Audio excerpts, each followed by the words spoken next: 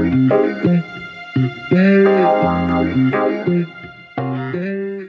there, welcome to another deck tech.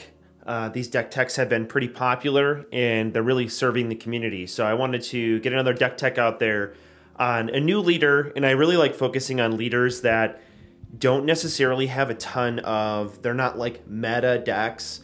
And this Chewbacca list actually took, I believe, second at a the first largest official Polish tournament of almost 100 players, and it took second. This is a variation of the deck, and I actually played this deck. I played against this deck, and I was so fascinated by it that I wanted to dig into it myself. And so I'm going to go through this deck tech. I will say this deck has a lot of similarities to the Luke Skywalker deck that I featured, but there are some differences because Chewbacca is really abusing Sentinel, which we'll get to in a little bit. All right, so let's take a look. Here's the whole list as a whole. It's playing a lot of 1-ofs or 2-ofs in the deck, and then it uses the sideboard to actually sideboard things in to fix its matchups. So let's take a look. 2 drops, best stats at 2 in the game is Battlefield Marine. Again, it's just a really good card.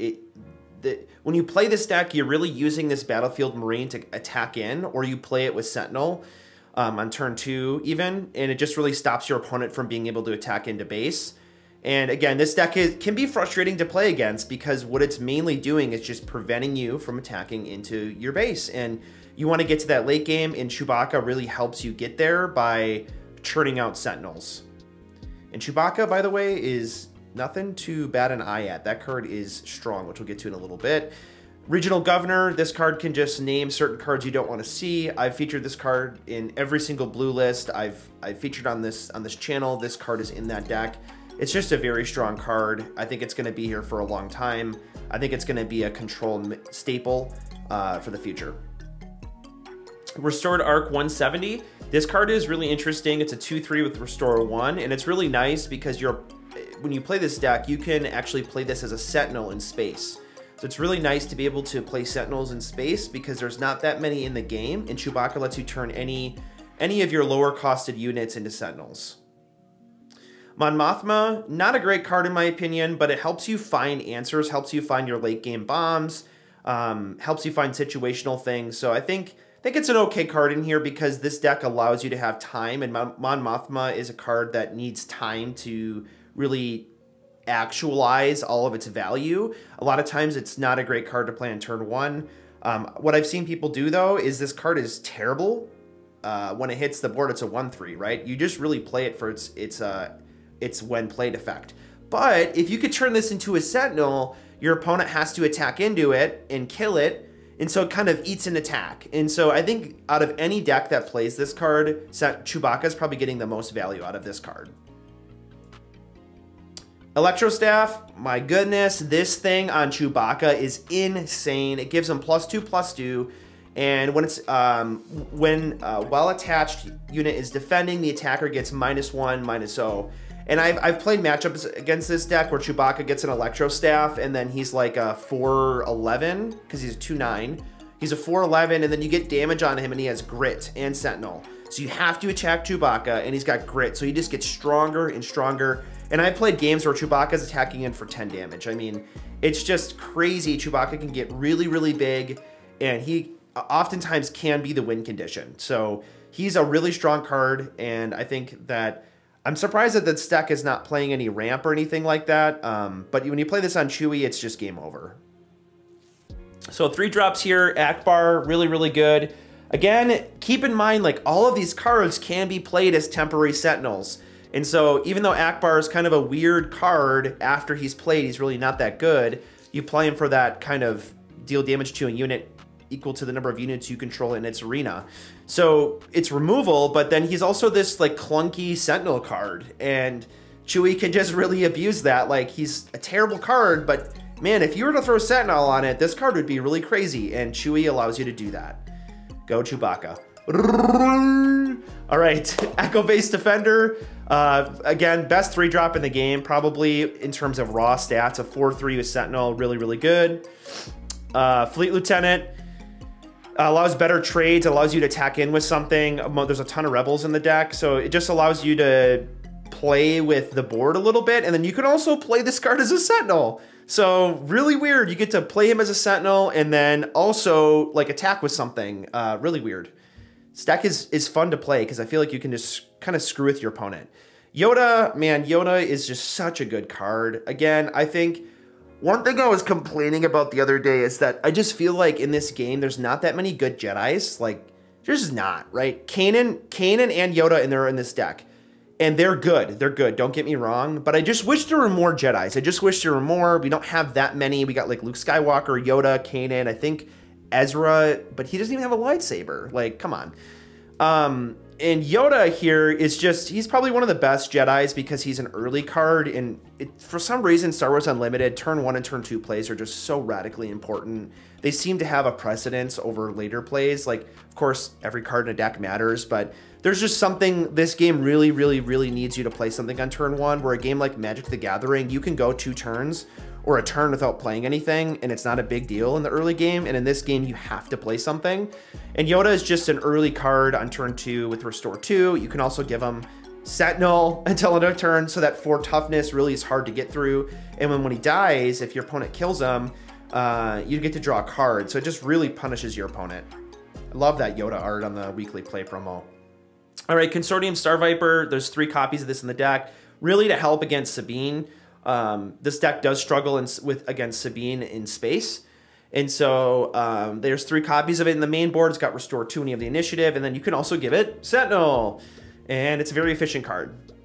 Next is Wing Leader, kind of a weird card because you can get punished, but it's nice to give Chewbacca like 2 experience tokens. That can be really good. Or even one of your Echo Base Defenders. Just allows you, or even your early plays, your 3/3s, the Battlefield Marines, you could turn those into 5/5s. So the deck has some flexibility in how you can play it. And then Make an Opening, it just kills things by giving them -2/-2, and it lets you heal from base. So this deck really just wants to survive. So moving on to 4 drops here, Bright Hope, very obvious, it's got Sentinel. And then you can also bounce a unit. There's a lot of when played effects in this deck, and so you can replay Akbar, replay Mon Mothma to dig deeper or remove something and slow the game down. Takedown lets you defeat a unit. Just one of the best removal cards in the game. Can hit leaders, can hit units as long as they have 5 or less remaining HP. Very, very good. Kanan Jarrus, man, I actually have this card. I have this card in hyperspace. Man, I just wish there were Jedis in this game. It just looks so cool, and I love Kanan. I also think it's like insane that he has got 4 types. He's a Force Jedi, Rebel, Spectre. It just man, they stacked this card up. I love Kanan, and I'm glad to see him in the deck. He's really strong. He can heal, can hit anything. Just a really good unit, and there's not a lot of decks that are playing him. Because he struggles in some ways because he can get bounced really easily. He can get takedowned. You know, it feels bad sometimes. But when he sticks, it feels really good. And that's what I like about Kanan. 5 drops here. Vanquish, you can remove really big units. And so that can be advantageous in the late game. When you're going up against a control deck, you need to remove their bombs so you can keep your bombs out. This is a 1-of. I feel like this card is weird. It's a 4/6. It's like in the starter decks. It's in these starter decks, and I find it horrible. But in this deck, it's actually mediocre. It's like pretty good. Just having another Sentinel, again, just wanting to stop your opponent from doing anything.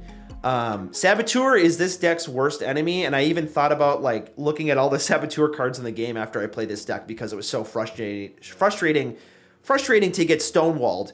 And what's interesting is you could probably, so far, you could build this deck for relatively cheap. It's until you get to the top end that this deck gets expensive. So this deck is pretty budget. Wedge, Antilles, Antilles? I'm gonna say anchovies for a second. 5/5, but it just gives some of your vehicles in space ambush. So really nice to be able to clean up space because this deck does struggle a bit in space. Rogue Squadron Skirmisher, again, this is not a space unit, even though I played it in space by accident. It is a ground unit. So this deck lives forever, so being able to get your units back, like your 2-costed units from your discard pile that you gave Sentinel that are in your discard pile because your opponent had to kill them because they had Sentinel. And then this also serves as removal. So This card's really cool, looks really pretty in hyperspace as well. Top end here, 7 drops, Luke Skywalker. Man, I don't really need to say much. Just an absolute all-star bomb. Finisher, removal, restore. I was hoping to get that more, that Luke Skywalker and the Mandalorian. This is not a spoiler, guys. If you haven't seen it yet, you got to go watch the show. But like when Luke Skywalker shows up and he's got like the cloak and he comes through with his lightsaber, that's an epic scene. I wish we had that kind of Luke Skywalker. We do kind of, he just doesn't have the cloak. But yeah, love that lightsaber. Good to see Jedis. Honestly, this deck's fun because you're playing every single Jedi besides Ezra. And he doesn't even have a lightsaber, so whatever. In his art, even though he's a Jedi. So you're playing almost every Jedi in this deck, which is just kind of a flavor win. And you're also playing Chewbacca. Like, come on. Chewy Chant, let's go. All right, so Ewing Reinforcement, really fun card. You like to look at cards, you like to play cards for free, then you like this deck. Lets you swarm, find any answer you need. You can also play Luke Skywalker off of this and kill something with his when played effect. Really good card. And then the final card, top end, home 1. Just every green hero deck is playing home 1. It's just another Ewing effect by playing a unit for free from your discard pile. Immediate impact, finisher, and restore. This deck is not playing Energy Conversion Lab. Woohoo! I hate that base. Warping the meta. Looking to just live a bit longer with that 5 extra life. Green gives you access to restore plus top end for Chewy, which is really nice. And then guys, come on. The real reason to play Chewbacca is his showcase is super cool. Some people don't like it. I love it. I think it looks like a comic book, you know, like a really good high quality comic book art. Man, this Chewy's got synergy in the set. Play a unit that costs 3 less from your hand. It gains Sentinel for this phase. You can Voltron him. He's got snowball abilities. There is no Force synergy. But then, you know, there's so much restore in the deck that you're going to stay alive. And then Chewbacca's just going to get really, really big. And man, you just win. Like Chewy is also a bomb and it's really interesting. And he plays into the deck strategy by just wanting to play Sentinels. Yeah, I love that Chewy can beat the tier 1 decks. Like, I think that's fun. I think people were thinking Chewy's horrible, but now that people have sort of chewed on the deck a little bit, oh man, that's bad. He's just really good. I think he's really good. I think he's a fun card to play. I mean, he's a 2/9. He ain't going anywhere, right? You ain't gonna stop him. And if they know, like, you know, there's nothing they could do against Chewbacca. Like, if they play No Good to Me Dead on him, he's still a Sentinel. So you still have to attack into him, which is really good. And then you just get stronger with Grit. And if you don't know what Grit is, for every damage on this unit, it gets +1 attack. So if he's got 5 damage, then he gets +5 attack. So you can see how Chewy can just really snowball. Sideboard here, kind of interesting. R2-D2, probably just for more 1-drops to play Sentinel. Like, again, you could play him as a Sentinel randomly and, you know, just whiff your opponent's turn. Confiscate, probably against Traitorous, because Traitorous is such a good card. Regional Governor, in those matchups where you really need to shut down important cards. Vanquish to kill units instantly. Redemption has Sentinel, and it also lets you heal up to 8 life, I believe, when you play it, so that's really strong.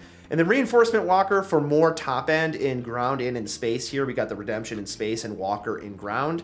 And then, yeah, so just, you know, more removal, basically, you know, pretty standard package, honestly. A lot of people are playing like 1 or 2 copies of a card in the main deck, and then the final copies in the main board or in the sideboard so that they can pull in that 3rd copy when they need to, when it's good against certain matchups.